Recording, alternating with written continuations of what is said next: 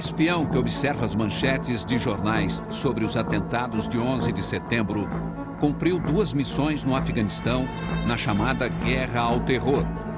A tarefa, combater a Al-Qaeda, organização terrorista comandada por Osama Bin Laden, e o Movimento Talibã, formado por fundamentalistas islâmicos. My first combat convoy in Kabul, there was an incident where I almost shot an 8 to 10-year-old little boy. Poucos espiões provocaram tanta polêmica quanto ele. De volta aos Estados Unidos, ele escreveu um relato de 300 páginas sobre as missões secretas que cumpriu no Afeganistão, o livro Operation Dark Heart. O Pentágono imediatamente comprou a primeira edição do livro e destruiu todos os 10.000 exemplares. Motivo oficial: o relato traria trechos que poderiam pôr em risco a segurança nacional. Uma nova edição foi lançada, cheia de tarjas pretas, com 250 trechos censurados pelo governo americano. Os poucos exemplares da primeira edição que escaparam da destruição são vendidos hoje por cerca de $2.000 na internet. O homem que sempre agiu na sombra virou notícia no New York Times. Título do jornal: o plano do Pentágono, comprar livros para guardar segredos. The fuck over here!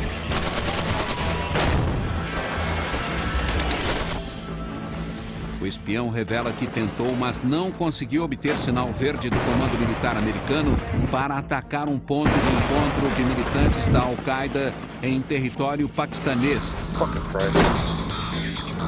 Uma operação parecida com a que seria realizada tempos depois para capturar Bin Laden. Sem medo de polêmica, o espião diz que o combate ao terror pode envolver desrespeito a leis internacionais.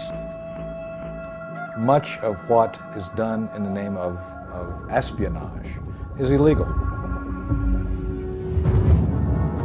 Admite que a tortura pode ser usada em casos extremos para evitar a morte de inocentes. O senhor torturaria alguém?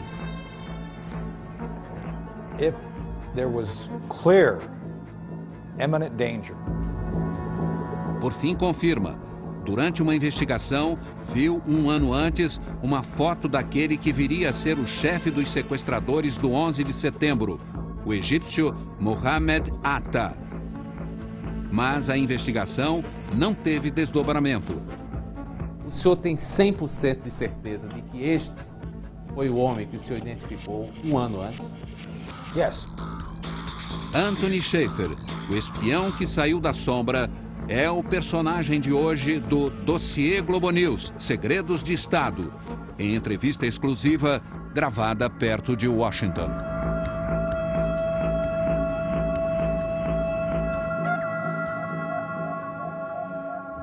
O senhor treinou para fazer interrogatórios. Quando estava no Afeganistão, o que é que o senhor fazia para arrancar informações sobre a Al-Qaeda? One of the key successful approaches in any interrogation is using fear, not applying harsh tactics. I'm not for harsh interrogation. I'm not for torture. However, if you recognize someone's fear, that is the tool to use. And in this case, in my case, I often use the idea of Guantanamo. Guantanamo being very legendary and often very bad in the mind of anybody. So during interrogations, especially with individuals who were susceptible, who did not want to go. Most people don't want to go to Guantanamo. That's absolutely a tool, a hammer, if you will, to say, if you don't cooperate, if we don't feel you're telling us the full truth, we're going to send you to Guantanamo. And clearly, I do believe the threat is much more effective than the actual event. And this is what was used very effectively. We actually did roll up a U.S. citizen and had to interrogate him. And this fear, he clearly feared Guantanamo. We used it to our advantage. And for better or for worse, he actually broke from his own fears. And that was what I think should be done in most good interrogations.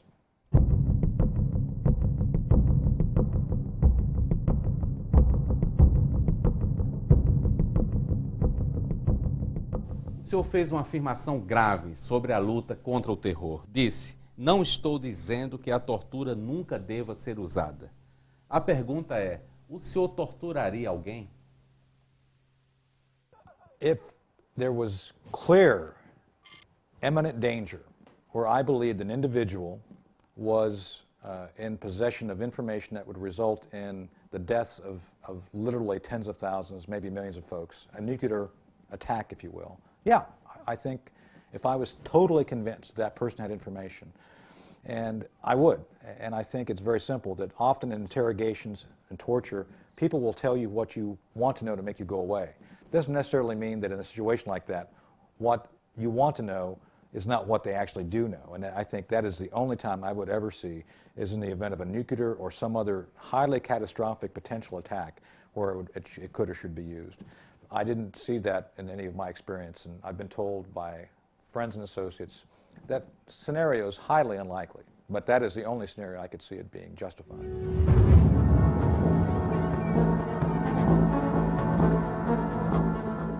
Numa situação extrema, que tipo de tortura poderia dar resultados? Well, whatever you can do. This is one of those situations where, you know, and this is, let me be very clear on this, we are not trained to torture. So, and this is why I think you saw the black sites in foreign countries, because other countries aren't so liberal in their approach to interrogation. I don't know what I would do. I think it's one of those things where you would be essentially left with whatever you think one thinks they have to do to get the information. But the idea would be you do what's necessary to obtain the information. How I would do that if I was faced with that, I honestly have no idea.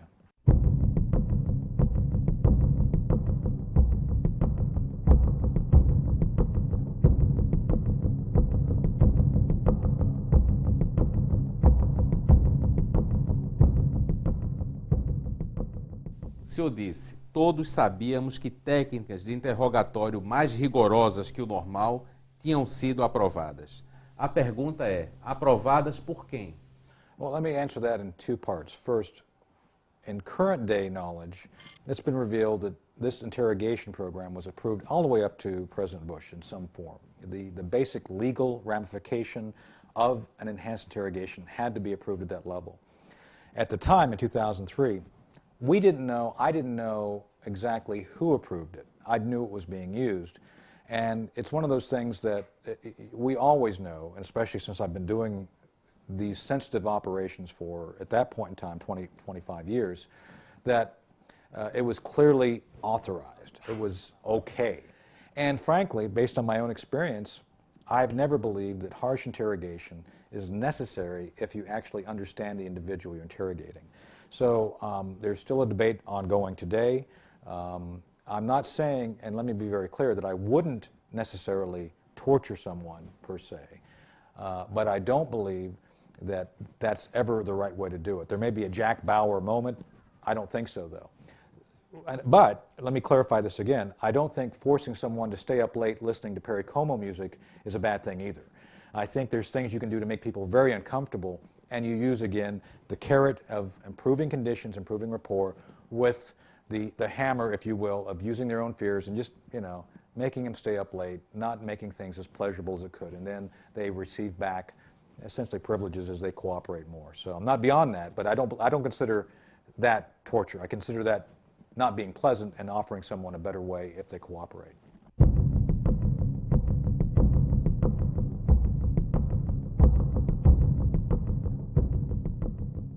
O senhor foi para o Afeganistão para, segundo suas palavras, tentar destruir a Al-Qaeda.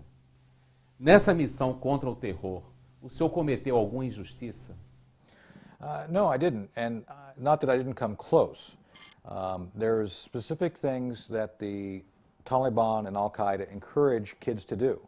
One of my first convoy, my first combat convoy in Kabul, there was an incident where I almost shot an 8 to 10-year-old little boy.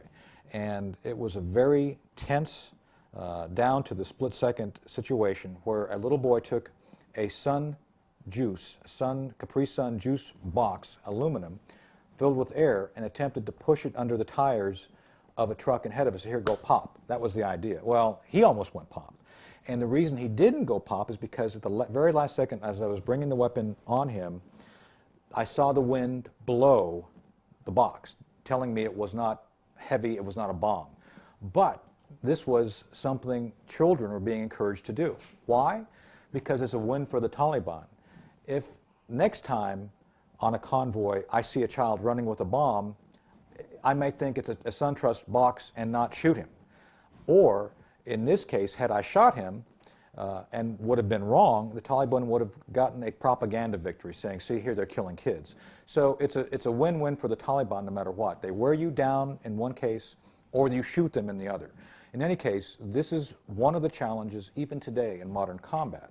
And the adversary here is not beyond using 8-year-olds, 9-year-olds.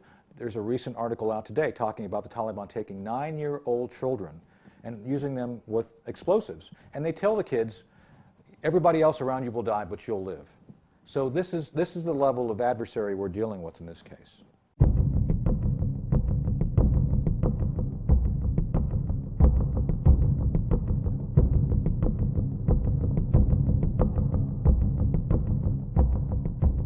O senhor disse, algumas das minhas operações foram tão clandestinas que eu só podia me referir a elas falando, não por escrito.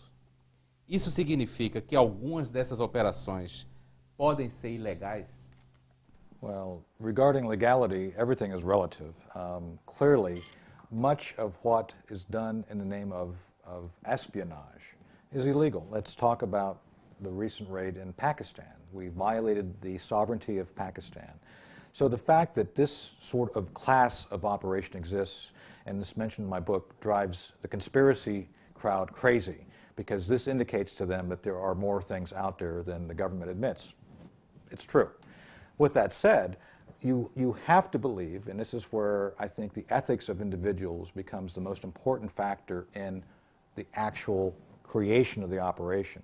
Because clearly, once you have this kind of license to steal, so to speak, you have to be doing it, I believe, for the right reasons. So one of the reasons that these operations are so tightly controlled is because the people at the senior levels of government are approving these things. And the ugly truth is, of course, they're illegal in international law. And clearly, if you're doing this against a foreign country, I'm sure it's against their laws. So it's all in the context of the fact that we have the obligation, I do believe, as intelligence officers, to discern the truth. And often to discern that truth, to get to that level, you have to go very deep into the target's thinking and infrastructure. And so that's why often you have to break a lot of laws to figure out what's really going on.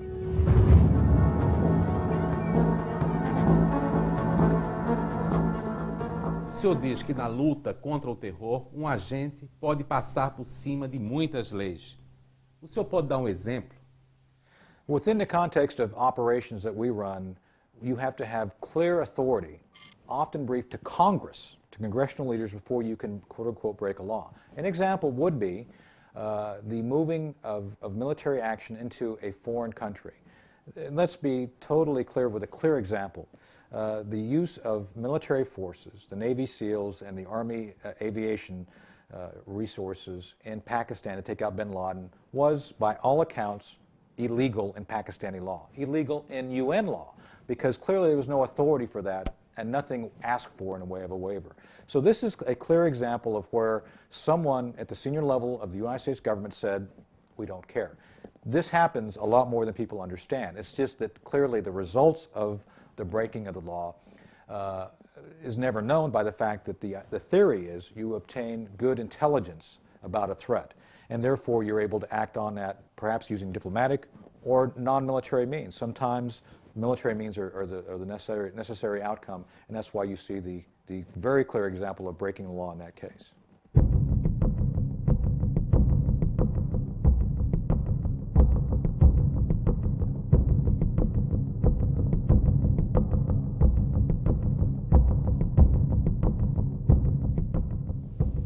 O texto que o senhor escreveu sobre suas atividades junto a um grupo que participou da invasão do Iraque foi censurado pelo Pentágono.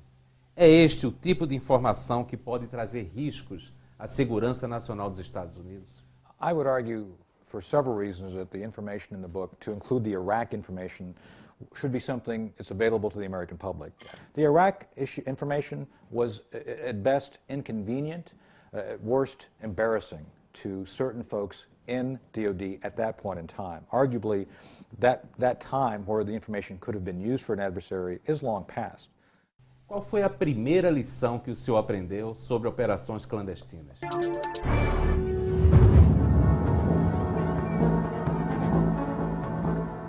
O senhor já pagou algum informante? Absolutely. There's instances where cash, a little bit or a lot, will help someone be encouraged to provide information. Frankly, there's tales of bundles of cash being paid to folks. It does happen. It really depends on the motivation of the person you're dealing with. Some people are motivated by being helped, medical assistance. Others are being motivated by cash. Some just by ideology. Often, the cash payments for intelligence operations can be tens of thousands, if not millions. It really depends on how valuable the information is. And often, it's not used, you don't see a lot of cash on the battlefield. You did in Afghanistan in the beginning. CIA came in with literally briefcases of cash. That's how they were able to secure the loyalty, at least temporary loyalty, of a lot of these tribes. But as so many things in Afghanistan, and probably in Pakistan too, tribes do not necessarily stay loyal. They don't stay loyal to each other. So you're buying someone's, it's a transactional relationship. As long as you pay me, I'll help you. But once, the time is expanded, they move on. So cash is not always the best way to obtain loyalty or information.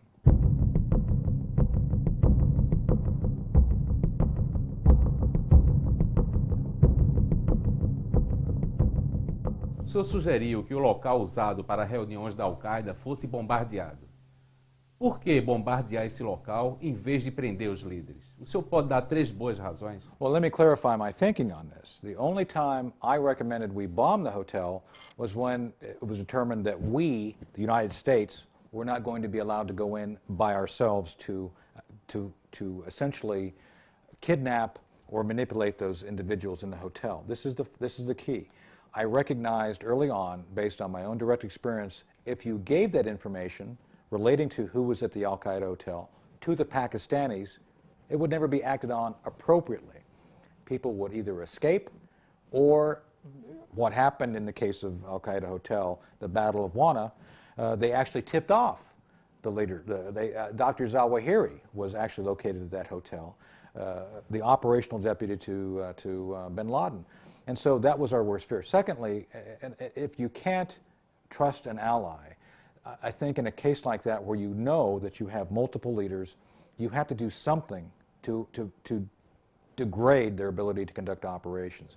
This is why we felt that that was an adequate target for what we would call reduction, because it was clearly active in doing command and control of Al-Qaeda operations in Pakistan, and a point of cooperation between the Pakistani Taliban elements and Al-Qaeda. This is not always true. Al-Qaeda and the Taliban are not the same thing. This is one of those instances where they were clearly working together.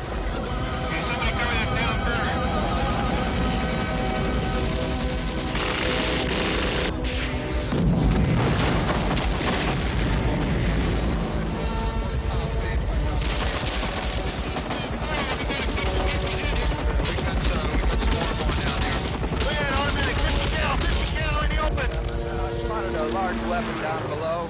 We're going to go down and check it out. All right, this is Fox 5. I'm rolling. Por que exatamente o senhor diz que suas operações no Afeganistão o faziam lembrar do filme Apocalipse Now? The idea of Dark Heart, the operation, came to me after I was briefed on the fact that safe havens, very similar to the safe haven that Colonel Kurtz had in the movie, existed in Pakistan. So the idea came to me very simply from when I was watching the scene when Colonel Kurtz, played by Marlon Brando, talked about the horror. You must make a friend of horror. And it's like, my goodness, that's it. Horror. Horror has a face. And you must make a friend of horror. Horror and moral terror are your friends. If they are not, then they are enemies to be feared. We need to make the Taliban and their Al-Qaeda allies make their life miserable, make them fear. And this is the premise.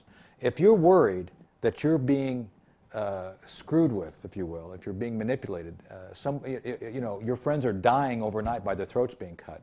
If you're worried about that in your own hotel, then you're less able to focus the next day on doing cross-border operations into Afghanistan. So the idea was to destabilize and to use fear, to use the horror of war, to make them look over their shoulders so they didn't have time to do anything in Afghanistan. So that was the premise, is the idea of making a friend of horror for the purposes of actually deterring your enemy from doing things across the border.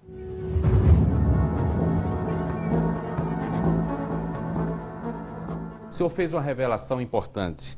Disse que identificou um ano antes do 11 de setembro aquele que viria a ser o chefe dos sequestradores.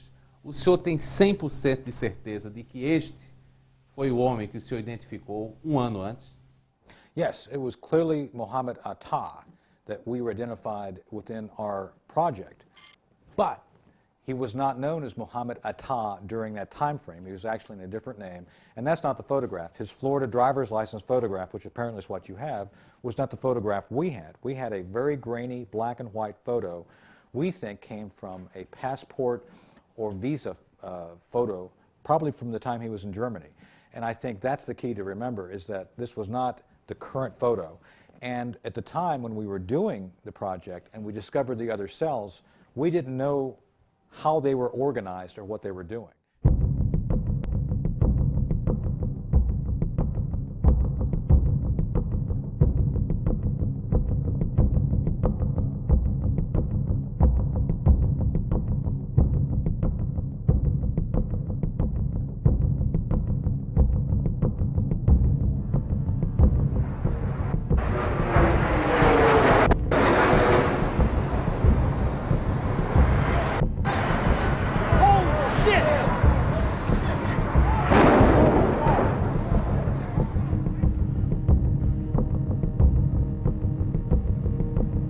The most compelling issue was it was clearly identified, he was clearly identified as a threat before 9/11.